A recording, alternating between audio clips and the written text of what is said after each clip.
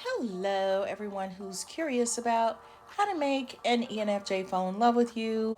Let's talk about ENFJ and what can make them fall in love with you. Timing. The timing has to be right in a relationship. It's kind of one of those things that I can tell you a whole bunch about it, but there's a piece of me that doesn't quite get it. I remember having a boyfriend years ago who would always say, it's all about the timing. What the heck does that mean? Because in my mind, I want to be with you, you want to be with me, and blam, that's it. So when you hear somebody say timing, that timing is a key factor, I think for an ENFJ, making them fall in love with you is all about the timing. They have to be in the right place in their life in order to make a relationship work. Now, here's a little something about ENFJs. ENFJs can become experts at a lot of things. If it's something they're interested in, more than likely they're gonna become an expert on it. Even if they don't call themselves experts, they will probably, and I'm not saying it to brag at all, I'm just telling you, and it's something that they may not even recognize in themselves, but they're going to become experts in it and be able to run circles around a lot of people and understand a lot of different areas about it. And love is no different. They are going to learn and grow in love, even if they are dogs, I should say, because we don't want any dogs. But ruff ruff, you know what I mean. Even if they are not the best partner that you can find in love, they're still gonna become experts. They're gonna figure out what makes you tick, what makes them tick, how they can improve in it, and how they can become better at it. If they get with the right partner at the right time in life, guess what? I think they can make incredible, interesting lovers. But they have to hit that point. And the way ENFJs hit that point is by experience, life experience, trial and error. Now, there are some people that don't do trial and error very well, meaning they stay stagnant. Doesn't matter whether they have a good experience, bad experience, they bring the same person. Hi, my name is Bo. What's your name? It's the same no matter what. But in ENFJ, they are going to learn from their past mistakes. They're going to learn from what works, what didn't work. They're going to learn from other people. They're going to study it. They're going to take in information until they become better at it, even if they were lousy at first. Because there's a chance that the younger they are, unless they get really lucky and just click, and maybe their home life was so steady and stable and they just are naturally super conscientious, and they find somebody that they fall head over heels in love with, the chances are that they're gonna have to probably, even though they may not want to, kiss some frogs in order to figure a whole bunch of stuff out. Because without doing that, they're going to start off making up what they believe or how they believe they should be in love. So even though an ENFJ is him or herself, they also can take on other personas. So they also can be adaptable and chameleon and feed off of your energy. So sometimes who they are is because of who you are. So an example of that might be if they are dating someone with a very dominant, strong personality, they may either come all the way down to a quieter level because they can't seem to grasp that energy. So they may soften themselves too much, be too flatline, be too robotic. But then there might be another really strong person that they feel this competitive energy, and not just competing like we're running a race, or they might have a fear that that person will overtake them or take advantage or take for granted. And so they come with a tough exterior, the ENFJ, like, I can handle you. You're not gonna define me. You're not gonna intimidate me. So they may come with a very strong energy with that person. That might be a huge mistake, especially when it comes to love, because the dominant person may treat them differently than they do other people because they love them, because they care about them. So they may come at them with a gentler spirit, but to an inexperienced ENFJ, they may come at that energy wrong, which is kind of how intuition works. A lot of it is based on past experiences and memorization of what worked, what didn't work, what that meant, little nuances, little tiny things, and then they use it in the future. So I think in order for an ENFJ to be an amazing partner and love interest, which I think they really can be when they're ready for it, they have to have learned some stuff, a lot of stuff. They may have had to get hurt in order to learn those lessons or to learn how to treat people. You know, they may watch movies and think, oh, well, we're supposed to be fighting all the time, or we're supposed to have a toxic relationship. And as they get older and wiser and study it and learn more and get more information, they may learn, oh, that's not cool. You know, they say men want to be respected, women want to be adored. And so you got to have those two things in that relationship. So I think ENFJs, they can be a lot of fun. They can think of things in unique ways that make conversation interesting. They can be sarcastic in a fun sort of way, like say things that will kind of make you stop and pause and think. They can also be very knowledgeable about things in surprising ways where you can actually learn from them. They can also be super sensitive, loving, caring, affectionate, compassionate, deeply caring about the other person, which can also feel really good to have someone who really gets you and connects with you on a very romantic level. But that is not to say that you won't get a version of an ENFJ that you won't like at some point in their lives before they have gathered data in their minds and figured out how this love thing can work effectively. And like I said, the other piece of it is who you are. How are they gelling with your energy? They may get with someone who they have a super peaceful, easy relationship, and they may feel super understimulated. They may feel like they can't express who they really are with the person, but we respect each other. But it's partially because there's something, even though you don't have a dominant personality, there's something about your straightforwardness that they're bouncing up against, and they don't feel like they can totally be themselves. So that won't be the most enjoyable for them. Timing is a factor. Let's say you have an ENFJ guy and a lot of women like him. What do you think that's going to do to him? That's going to feed his ego, more than likely. He also may not be in a place of relationship is central to me right now.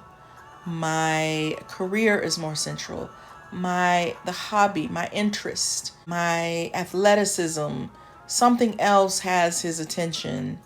And so he may not place you in a place of importance because he's putting himself in a place of importance. And so it will never work unless you want a toxic relationship. So sometimes you can meet somebody and you're just too young. They're taking you for granted because they haven't been hurt or aren't in that place. Here's something else interesting. Okay, so we say that women need to be adored. We need that. At least I do as an ENFJ. That adores me, that makes me feel special, that seems to be really like me, head over heels, crazy about me. I think ENFJ females would find that attractive because they're also J's, and it's really difficult to go all in when there's a wave underneath. There's no structure. We need a steadiness to flourish and to be who we are and to take risks. So it really helps. You know he's really, really, really into you. It feels good. It lifts you up, brightens your day. But at the same time, there needs to be something intriguing about you. So you want to be interesting. It could be anything, something about your personality, something that you like, a hobby, some knowledge that you have that's unique. It could be you have an interest in cars and you can teach her about those things, or you have a certain dress style, or you do your hair a certain way. It can't just be yes, no, maybe. Find something that's intriguing or interesting or knowledge. An ENFJ male is similar in that way because if he has women falling all over him and this is a little different for women. A man, if you do all just adoration, and that doesn't mean to be rude, disrespectful to an ENFJ, to put him down or disrespect him or fight with him or any of that stuff. That's not what I'm talking about. And the reason I say that is because sometimes people can say things and we get confused and we try to be what we think they said, and it's not what I mean. Adoring would be like, I'm just so all over you and into you, even though you're treating me like dirt or you're not respecting me. There's nothing else other than I'm just head over heels, madly in love, but there's nothing else there. I think an ENFJ needs not a challenge where it's like I'm trying to one up you, but a type of challenge where you bring yourself to the table. Like, what's your Myers-Briggs? Do you bring your Myers-Briggs to the table? Or are you just, whatever you like, I like. Whoever you are, I am. Bring your Myers-Briggs to the table and explore it with them. Ask questions, be inquisitive. This is a little difficult because they're going to be more sensitive than they let on necessarily.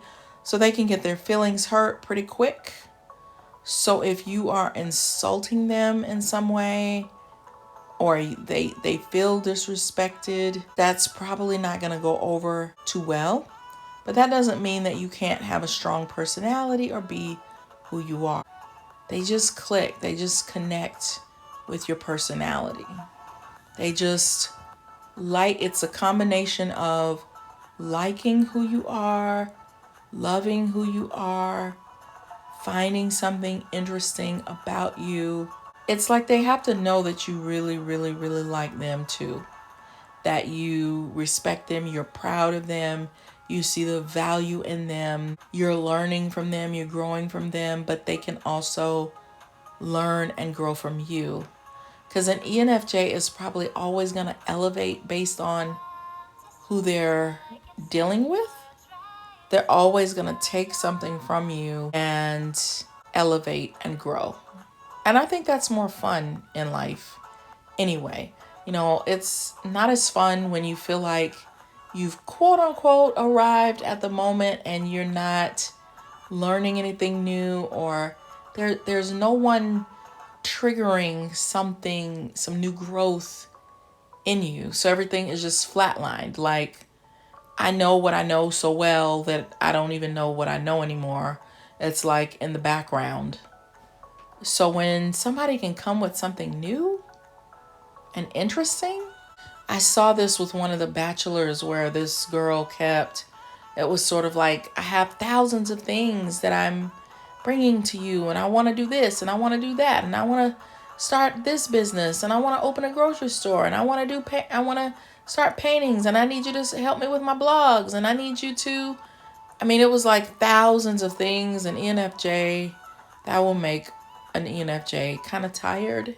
So you don't have to be that interesting. You know what I'm saying? Like, you can have some of your own interest and they have some of their own interest, and then you can talk about it, sharing it, invite them to be a part of it if they would like. No pressure. Just kind of leave the door open. That might be a better approach.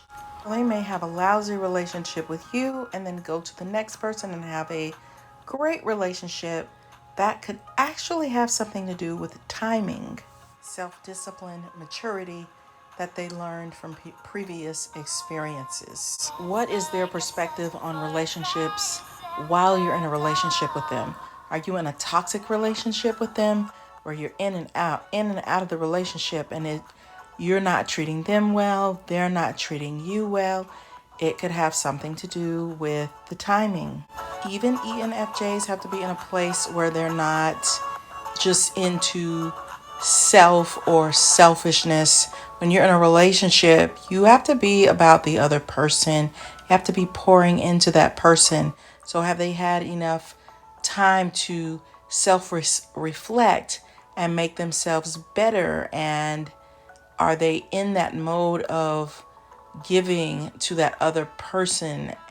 You know, nobody should be mistreated, no matter the type. So if you are not being treated the way that you feel that you should be treated, and it just seems like it's going nowhere, you guys could be stuck in a cycle that's just not working. You want to get into a situation where it is working, it is flowing.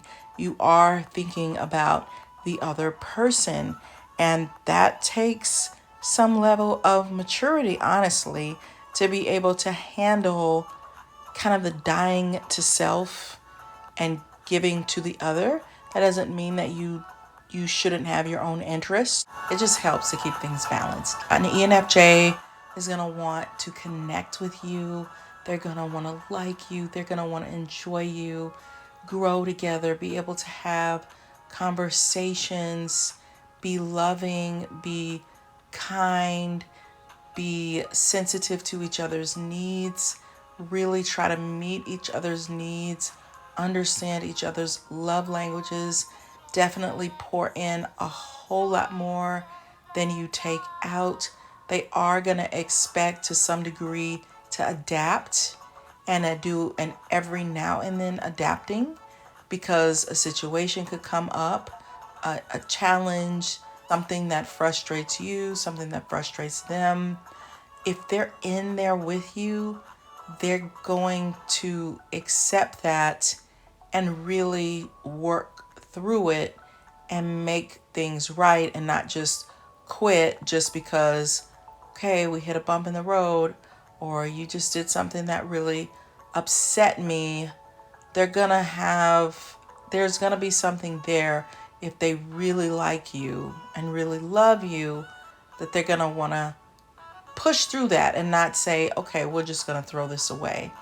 They really don't want to be quitters. And not even when it comes to love and relationships. They know that they're gonna make some mistakes sometimes.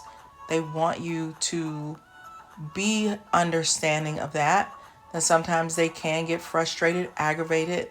They're feelers. So there is a lane of sensitivity where they may get aggravated. So they want to be patient with each other and be able to, let's try again.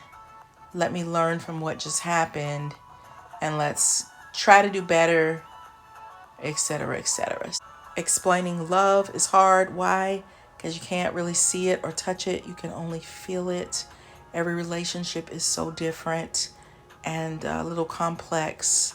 So if you want more ENFJ videos, definitely hit that like button. Definitely check out my book, The Workplace Narcissist, because if you're in a relationship that's too toxic, you're probably hanging out with a narcissist and you don't want that. And I think you will really enjoy reading it. It's on Amazon right now. So I hope you'll check it out. And in the meantime, I'll see you guys on the next video. Bye, my wonderful friends.